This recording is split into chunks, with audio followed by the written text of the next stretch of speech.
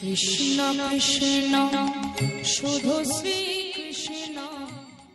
এই সুন্দর হরিবাসরটা কত কষ্ট করে যে আপনারা করেছেন, কিন্তু সেই হরিবাসরে আজ আপনারা এসেছেন যার নাম শ্রবণ করবার জন্য, যাকে চোখে দেখেননি কখনো, শুধু তার কথা শোনার জন্য আপনারা পাগল হয়েছেন বাবা।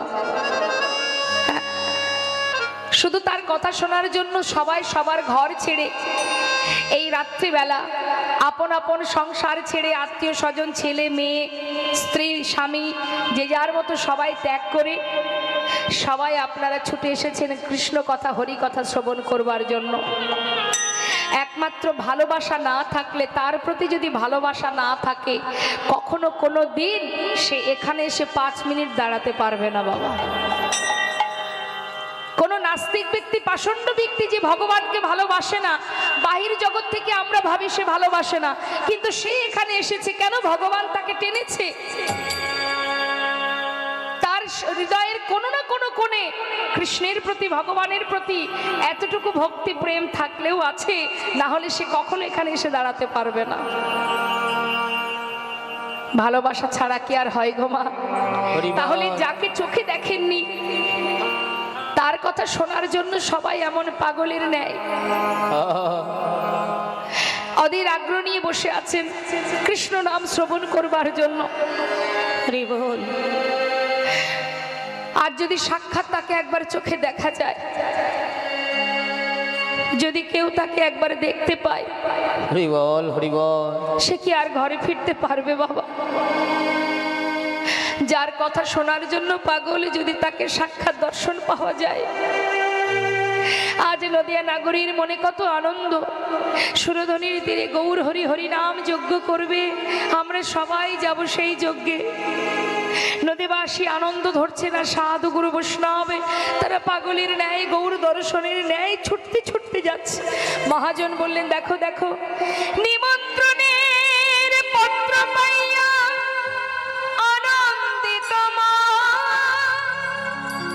সুরধনির তীরে আসি, তারা দিল দর্শন।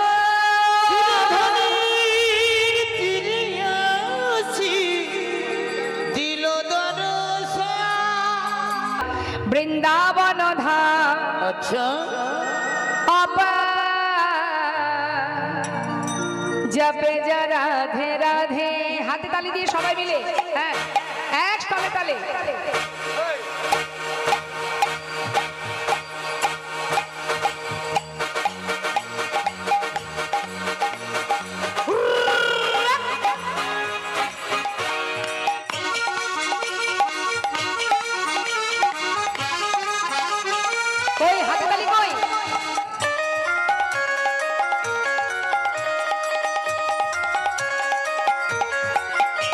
বৃন্দাবন ধাম, বৃন্দাবন ধাম আপার জপে যা রাধে রাধে।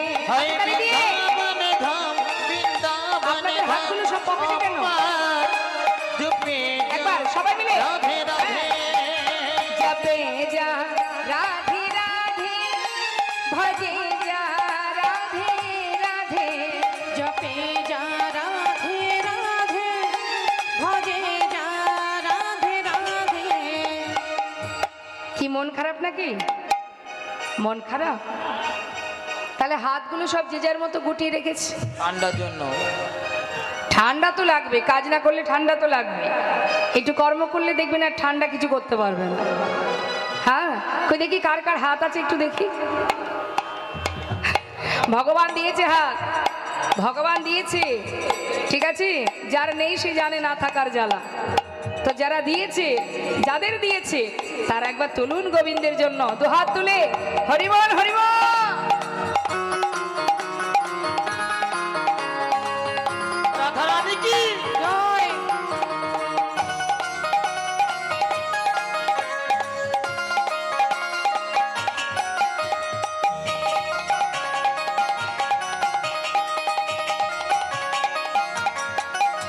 जो राधा राधा गावे, प्रेम पदार्थ पावे। जो राधा राधा गावे, वक है जाए अच्छा। वक है जाए बेड़ा पार जपे जा राधे राधे बक हो जाए मेरा पार जपे जा राधे राधे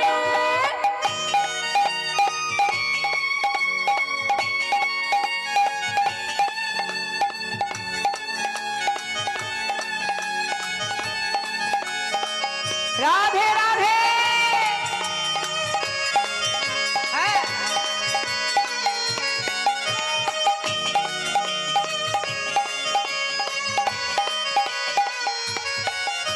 जो राधा नामी न हो तो रसराज बेचारा रोता जो राधा नामी न हो तो रसराज बेचारा रोता हरे कृष्ण শ্রীমতী রাধারানী যদি বৃন্দাবনে না আসতেন আমার গোবিন্দ আসতেন না মা নাহি হত अच्छा নাহি হত কৃষ্ণ অবতার जपे जा राधे রাধে রাধে नहीं हो तो कृष्ण अवतार जपे जा राधे राधे ओ বৃন্দাবন ধাম অপার জপে যা রাধে রাধে भोजे রাধা রানী কি জপে যা রাধে রাধে जपे जा राधे राधे प्रेम से बोलिए राधा रानी की আরেকটু হবে আরেকটু বাড়বে মাইক লাগবে না আপনারা যদি সবাই গলা ছেড়ে জয়ধ্বনি করেন না তো মাইকের ওপরে হয়ে যাবে হ্যাঁ জয় দিতে গেলে লজ্জা লাগছে তাহলে দেখবো এবার আমি হ্যাঁ বলিয়ে রাধা রানী কি কোথায় ছিল কণ্ঠটা ঝগড়া করে নেবে তো খুব জোরে তোকে प्रेम से बोलिए राधा रानी की श्याम सुंदर की बाके बिहारी लाल की রাধে শ্যাম স্বতঃস্ফূর্ত থাকতে হবে ঠিকঠাক না ডাকলে সে আসবে না তো ডাকার মতো ডাকো হ্যাঁ শুধু কৃপা করো বললে হবে কর্ম করো তবে কর্মটা সঠিক করতে হবে ঠিক মতো যদি আমি ডাকতে পারি ভগবানের কাছে তো ভক্তেরই জোর খাটে তা ভক্ত যদি না হতে পারি তাহলে কি করে জোরটা খাটাবো হ্যাঁ অলসতা জড়তা এগুলো করবেন না হরিবাসরে এসেছেন হরিনাম শুনবেন স্বতঃস্ফূর্তভাবে উচ্চস্বরে জয়ধ্বনি হরিধ্বনি করবেন জয় রাধেশ্যাম মধুময় শ্রীধাম বৃন্দাবনে আমরা একটু জানবো কিছু কথার মধ্যে দিয়ে যে ভগবান প্রবাস নদীর তীরে যজ্ঞ করেছিলেন কেন একটু মন দেবেন যদি মন দেন তাহলে আপনাদেরই লাভ আর না শুনলে আমার কিছু করার নেই কারণ আমি তো সবাইকে দেখতে পাচ্ছি না ভগবান কৃষ্ণচন্দ্র প্রভাস তীরে যজ্ঞ করেছিলেন এই প্রভাস নদীটা কোথায় বাবা গুজরাটে সেই গুজরাটে সৌমতীর্থ বলে একটি জায়গা আছে যেখানে দেবাদিদেব মহাদেবের সেবা হয় ভোলানাথের বিগ্রহ আছে ভোলানাথের সেবা হয় সেই ভোলানাথের নাম হচ্ছে সোমনাথ ওই সোমনাথ ভোলানাথ যে তার নাম অনুসারে সেই জায়গাটির নাম হচ্ছে সৌমতীর্থ এখন ওই সোমনাথ মানে সৌমতীর্থে একটি নদী আছে মা সেই নদীর নাম হয়েছিল প্রভাস কেন হয়েছিল সেটা আমরা একটু জানব চন্দ্রদেবীর 27 জন স্ত্রী 27 জন স্ত্রী থাকা সত্ত্বেও সে গুরুপত্নীর প্রতি আকৃষ্ট হয়েছিলেন গুরুদেব অভিশাপ দেন যে তোমার ক্ষয়রোগ হবে তোমার 16 কলা একদিন এক কলা ক্ষয় হতে হতে একদিন তুমি নিঃস্ব হয়ে যাবে শেষ হয়ে যাবে তাই এই গুরুদেবের অভিশাপ যখন কাজে লাগলো বাবা একদিন করে যায় আর ওই একটা করে কলা মা ক্ষয় হতে থাকে তখন ওই 27 জন স্ত্রী তারা স্বামীর এখনো দুরবস্থা দেখে তারা সবাই মিলে কৈলাসে দেবাদিদেব মহাদেবের কাছে গিয়েছিলেন এর কোনো একটা উপায় পাওয়ার জন্য সম্পর্কে মা পার্বতী মানে ভোলানাথের সহধর্মিনী মা পার্বতী পার্বতীর বোন হচ্ছে এই 27 জন তাহলে ভোলানাথ সম্পর্কে কি হবে জামাই বাবু কৈলাসে দেবাদিদেব মহাদেব ধ্যানে মগ্ন নিরজন স্থান পেয়ে মনের সুখে ধ্যান করছে আর 27টি শালি গিয়ে হাজির চিৎকার করছে জামাই বাবু ও জামাই বাবু ও জামাই বাবু ভোলানাথ মনে মনে ভাবছে কৈলাস পর্বতের মাঝখানে বসে হরিনাম ভজন করছি আমি, এখানেও আমার শান্তি নেই।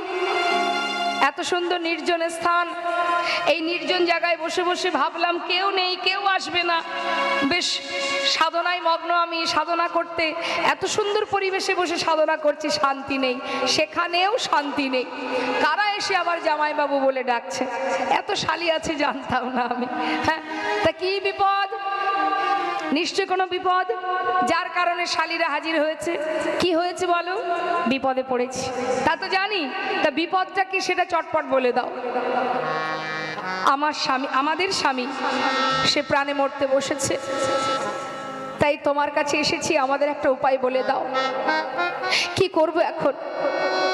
স্বামী যদি মারা যায়, স্বামীকে ছেড়ে আমরা, আমাদের কে রক্ষা করবে? কে নারীত্ব রক্ষা করবে? কে সতীত্বের রক্ষা করবে?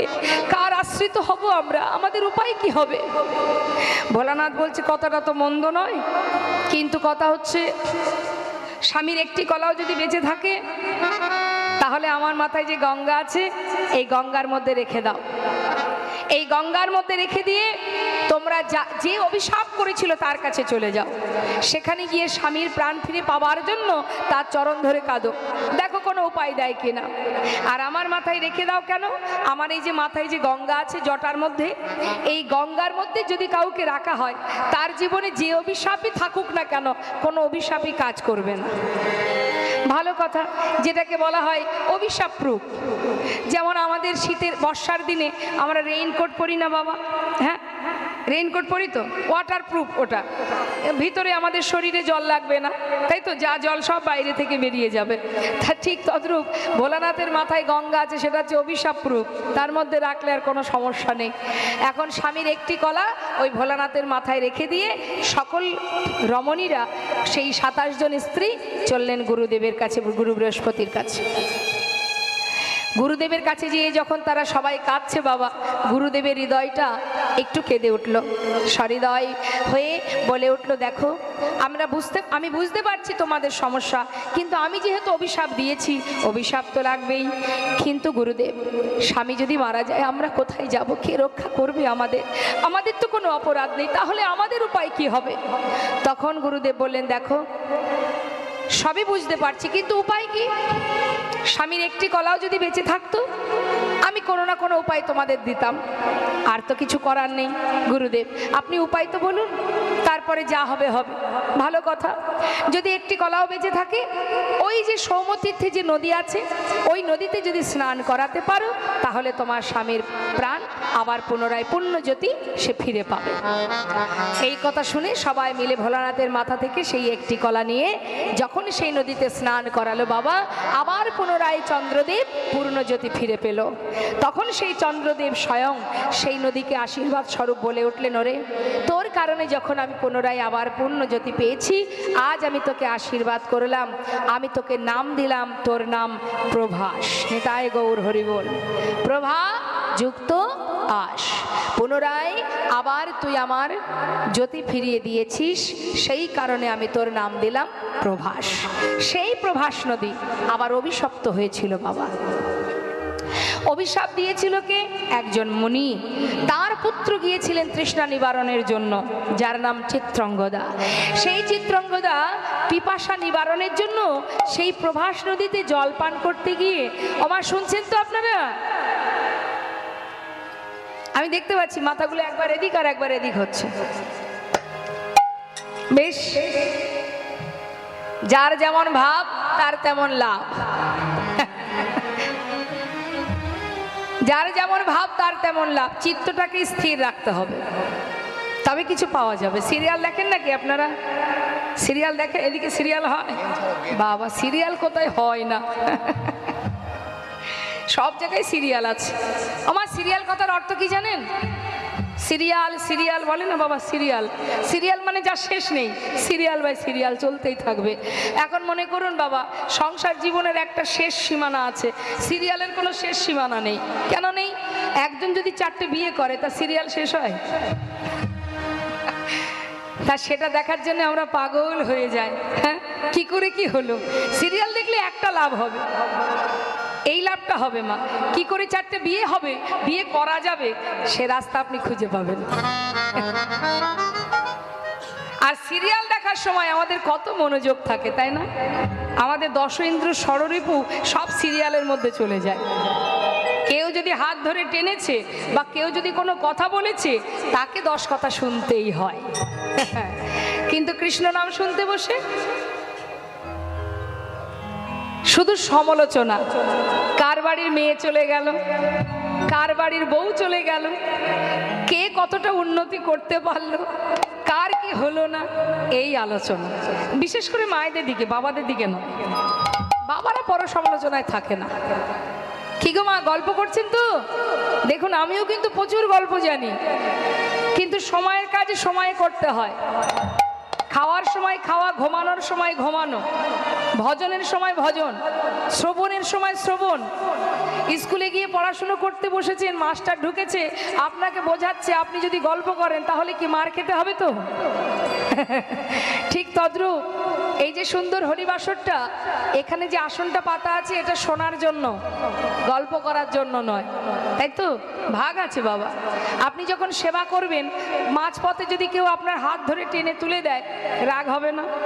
ঘুমাচ্ছেন আপনি, মাঝরাত্রে আপনাকে টেনে তুললো, এই আর ঘুমাতে হবে না, চল খেয়ে আসি, রাগ হবে কি না? তাহলে সব কিছুর একটা নির্দিষ্ট সময় আছে, যেটা যখন করার নিয়ম তখন সেটা করতে হবে।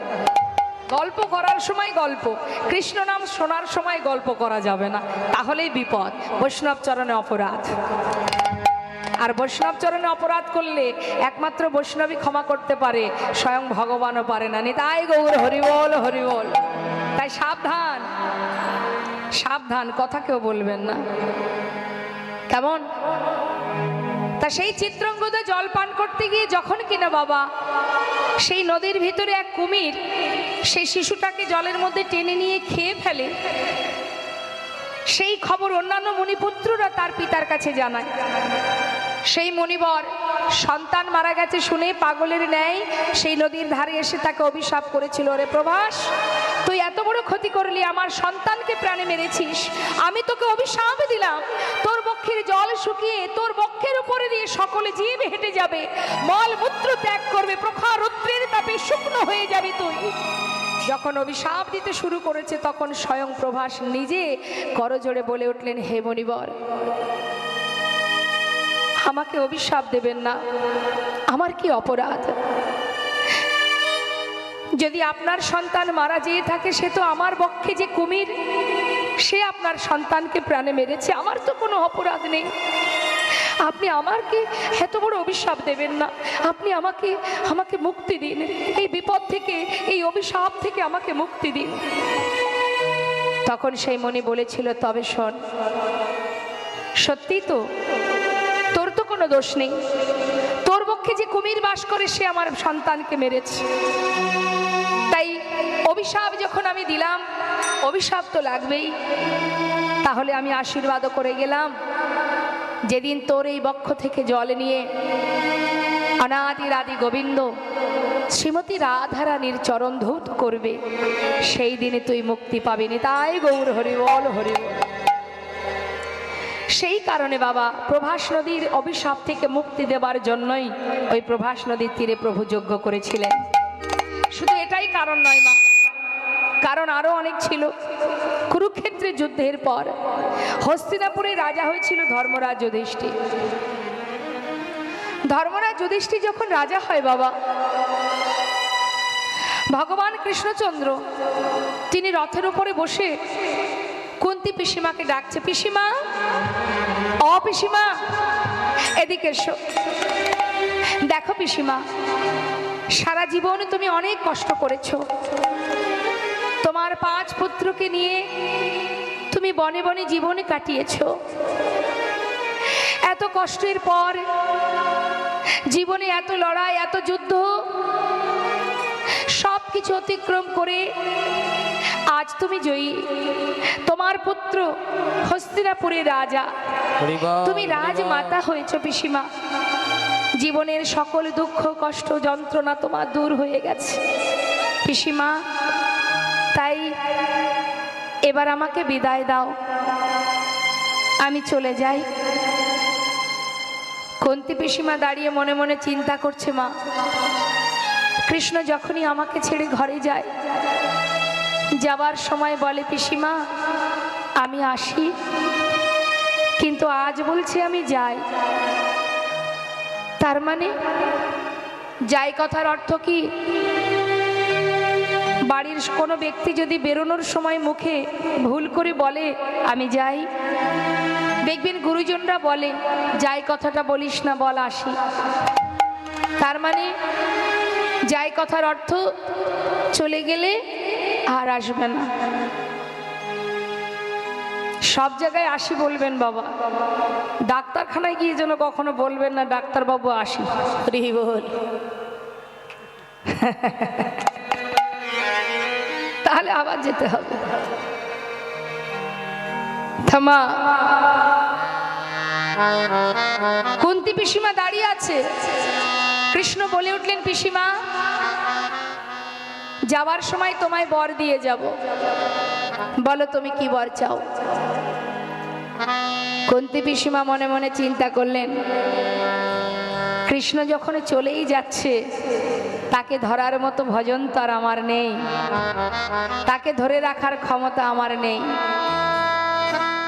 তবে যখন আমাকে বর দেবে তবে তাই হোক। কৃষ্ণ বলো পিসিমা তুমি আমায় বর দেবে? হ্যাঁ, এত আনন্দ এত সুখ তোমার জীবনে, তুমি রাজমাতা, রাজ সুখ পেয়েছো পিসিমা, আজ যাওয়ার আগে বর দিয়ে যাব, বলো তুমি কি বর চাও। কৃষ্ণ যদি বর দিতেই চাও তবে দিয়ে যাও। কৃষ্ণ যতদিন আমার দুঃখ ছিল, যতদিন আমার 5 পুত্র বনে বনে কাটিয়েছিল, যতদিনই জঙ্গলে দিনের পর দিন কষ্ট পেয়েছিল, ততদিন তুমি আমার পুত্রের সঙ্গে ছিলে। হরি বল, হরি বল। 5 পুত্রের সাথে বন্ধুর মতো ছিলে। আজ সমস্ত দুঃখের অবসান ঘটে গেছে। তাই কৃষ্ণ তুমি আজ আমাদের ছেড়ে চলে যাচ্ছ, তবে দাও কৃষ্ণ বর দিয়ে যাও। কি বর চাইলেন মা? কুন্তী পিসিমা এত কষ্টের পর ছেলে হস্তিনাপুরের রাজা, তারপরে আবারও দুঃখ চাইলেন।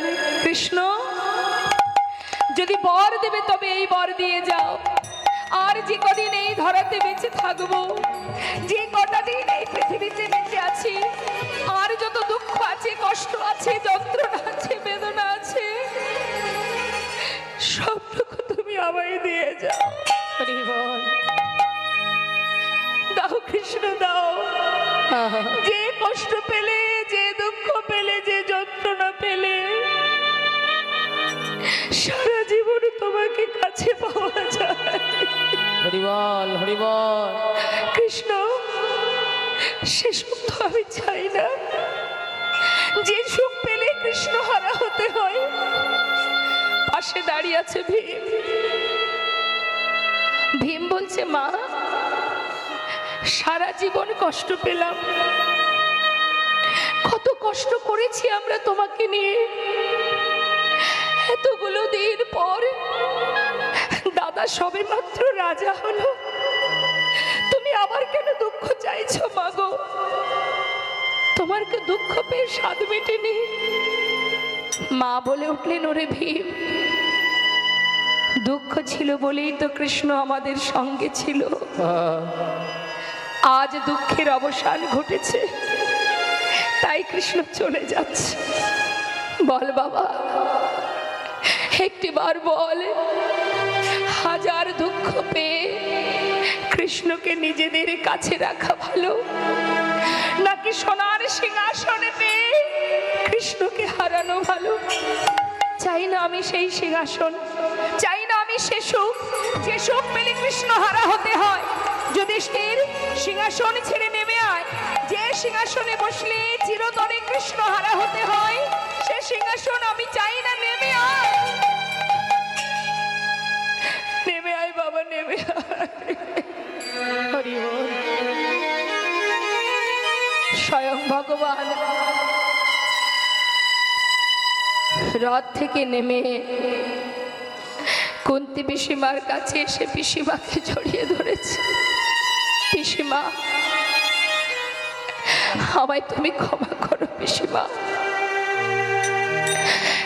আমি বুঝতে পারিনি পিসিমা তুমি আমায় এত ভালোবাসো। পিসিমা, কথা দিচ্ছি আমি আমার জন্য সোনার সিংহাসন পরিত্যাগ করতে হবে না।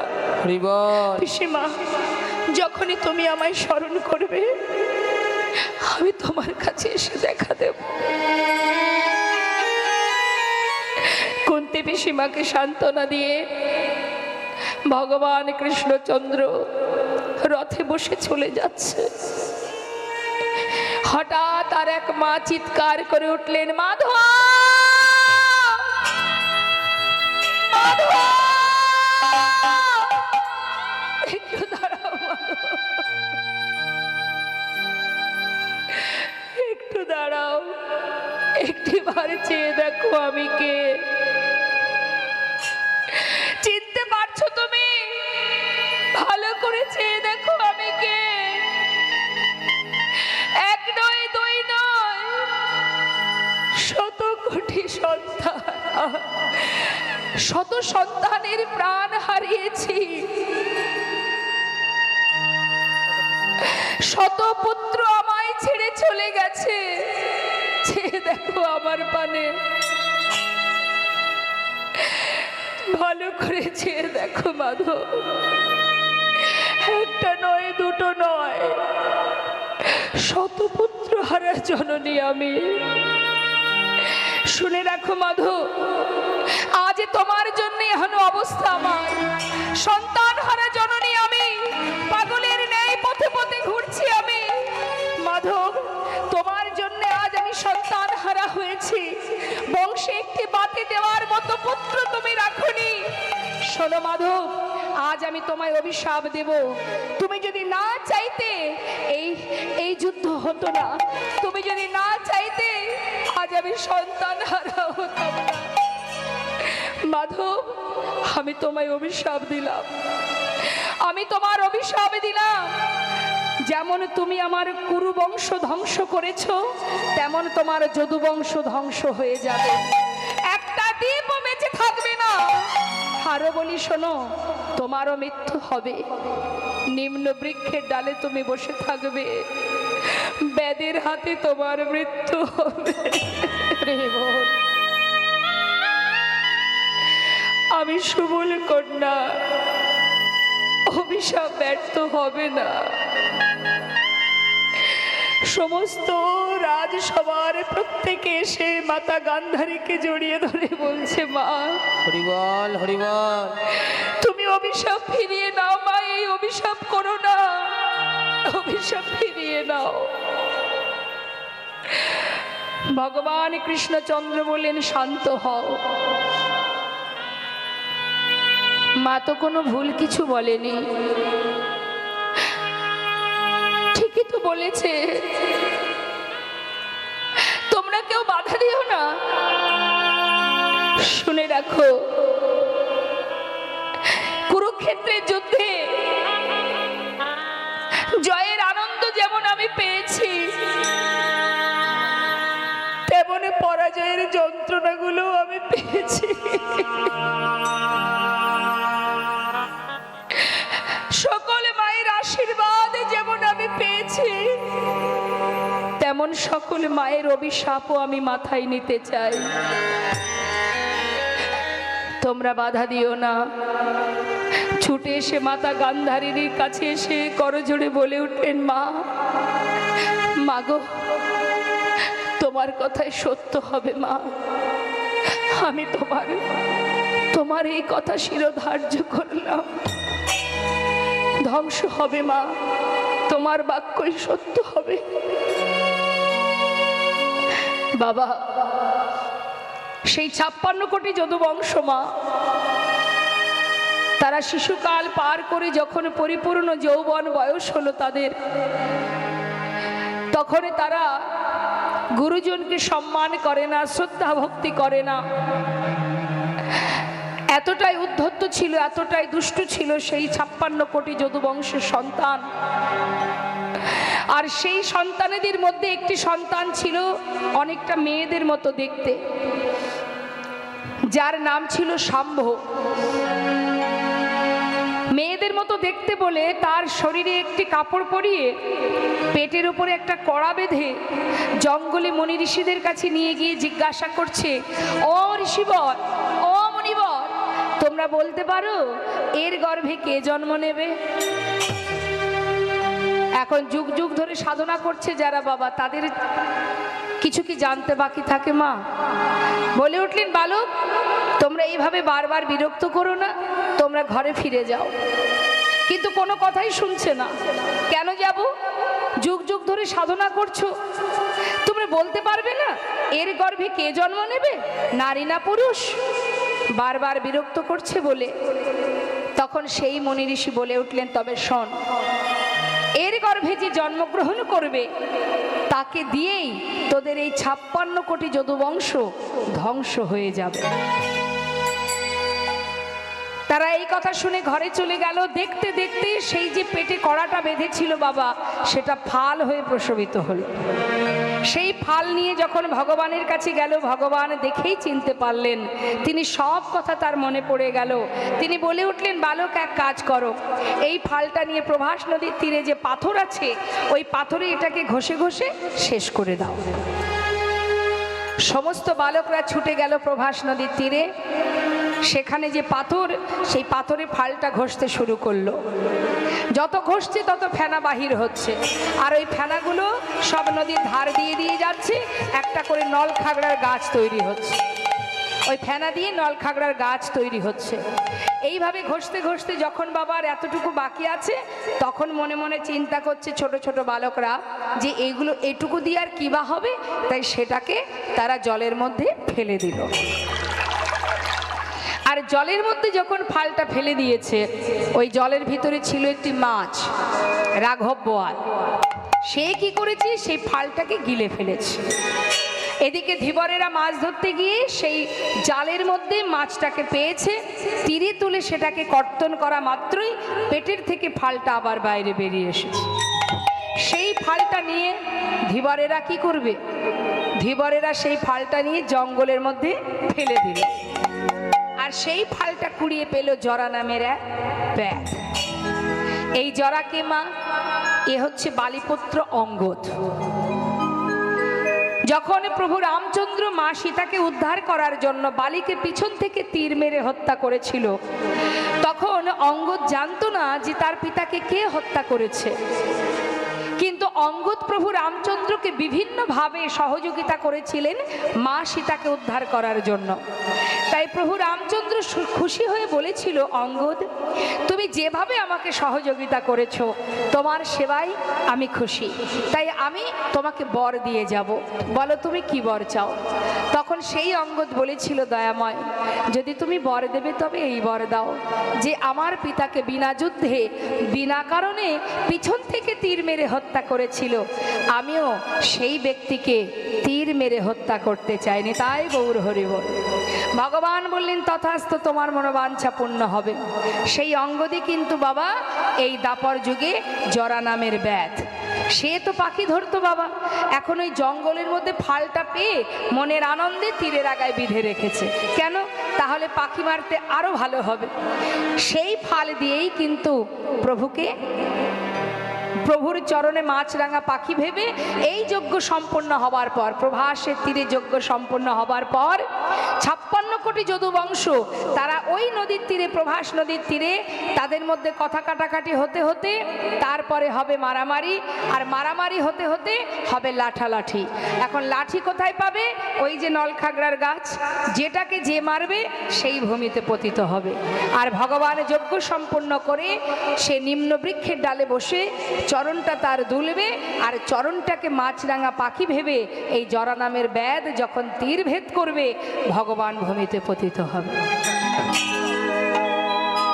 সব কিছু সাজানো গোছানো হলো বাবা। ভগবান চলে গেল দ্বারকায়।